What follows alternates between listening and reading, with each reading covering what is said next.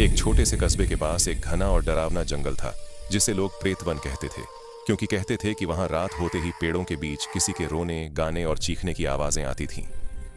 लोग डर के मारे सूर्य ढलने के बाद उस रास्ते से भी नहीं गुजरते थे। लेकिन कस्बे के 3 दोस्त आरव, सोनू और बबलू इन कहानियों को मजाक समझते थे। एक दिन उन्होंने तय किया कि वे सच जानने के लिए जंगल में जाकर देखेंगे कि आखिर वहां ऐसा क्या है। शाम का समय था जब वे जंगल के पास पहुंचे। एक पुराना लकड़ी का फाटक हवा में चरमराता हुआ अपने आप धीरे धीरे खुल गया। तीनों एक दूसरे को देखते हैं, थोड़ा डरते हैं, लेकिन अंदर कदम रख देते हैं। अंदर घुसते ही अजीब ठंड लगने लगती है, जैसे किसी ने पूरा जंगल अचानक जमाकर छोड़ दिया हो। पेड़ अपनी जगह से हिलते हुए लगते थे, मानो किसी अदृश्य ताकत ने उन्हें पकड़ रखा हो। अचानक पीछे से एक लड़की की मंद हंसी सुनाई देती है। तीनों पलटकर देखते हैं, पर वहां कोई नहीं था। वे आगे बढ़ते हैं और देखते हैं कि एक कच्चे रास्ते पर एक लंबी काली परछाई चल रही है।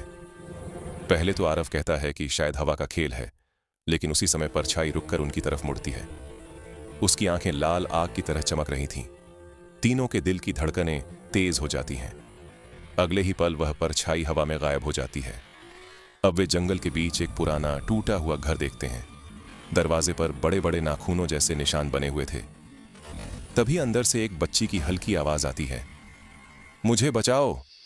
तीनों डरते हुए अंदर जाते हैं। घर में सिर्फ धूल, टूटे खिलौने और एक फटी हुई गुड़िया पड़ी हुई थी। कहीं कोई बच्ची नहीं थी। अचानक दरवाजा जोर से बंद हो जाता है। कमरा अंधेरे से भर जाता है। किसी के धीरे धीरे चलने की आवाज पास आती है और फिर वही लाल आंखों वाली परछाई उनके सामने खड़ी होती है। उसकी आवाज गूंजती है, कई साल पहले यहां एक बच्ची खो गई थी। कोई उसे ढूंढने नहीं आया। मैं उसी की आत्मा हूं, और अब जंगल में आने वाला हर इंसान मेरी तलाश का हिस्सा बन जाता है। तीनों घबराहट में पीछे हटते हैं। उसी समय एक बिजली सी चमकती है और घर का दरवाजा अपने आप खुल जाता है। वे तीनों बिना रुके जंगल के बाहर की तरफ भागते हैं और किसी तरह फाटक के बाहर पहुंच जाते हैं। जैसे ही वे बाहर पहुंचते हैं, जंगल एकदम शांत हो जाता है, जैसे वहां कुछ हुआ ही ना हो। वे कसम खाते हैं कि वे कभी इस जंगल में वापस नहीं आएंगे। लेकिन जैसे ही वे दूर जाते हैं, पीछे से फाटक फिर से अपने आप खुलता है और अंदर से वही बच्ची की धीमी आवाज आती है, अगला कौन आएगा।